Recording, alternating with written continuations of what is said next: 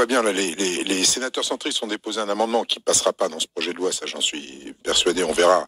Mais ils ont proposé un amendement qui est plutôt intelligent, puisqu'ils proposent de taxer à hauteur de 20% toutes les entreprises dont le bénéfice net aurait été en 2021 supérieur de 20% à la moyenne des 3 années, 2017, 2018, 2019.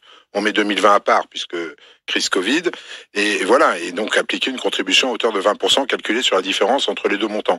Ce qui me paraît assez juste, parce que ça veut dire que si vous avez fait des bénéfices records en 2021 par rapport à ces 3 années de référence, ça veut dire que vous avez eu des super profits. Et on taxe à 20% les super profits obtenus. Et ça rapporte beaucoup, ça, d'argent? Pour l'instant, il faut qu'on fasse les calculs. 2 milliards. Non, ça peut rapporter beaucoup plus. Parce en que ça Espagne, ils ont mis une taxe à 25%, ça rapporte 2 milliards par an. Oui, mais parce que si vous ne taxez que les entreprises énergétiques, vous oubliez tout un paquet d'entreprises. Et encore une fois, je le redis, sur les entreprises pétrolières, vous ne taxez pas, pratiquement pas sur le raffinage, ni sur la distribution, vous taxez sur la production de pétrole. Et c'est dans ces pays-là où d'ailleurs Total est le plus taxé. Quand on dit que Total ne paye pas d'impôts, Total paye 14 milliards d'impôts.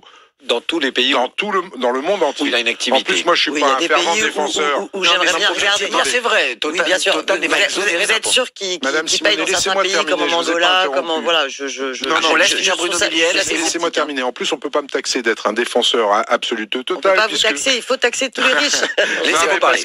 Parce que j'ai été celui qui a porté l'amendement sur l'arrêt de la défiscalisation de l'huile de palme à l'Assemblée nationale. Donc voilà, j'essaye d'être un peu objectif par rapport. Moi, je dis que il y a Total, effectivement, qui choque parce que les super profits sont très très importants et très visibles.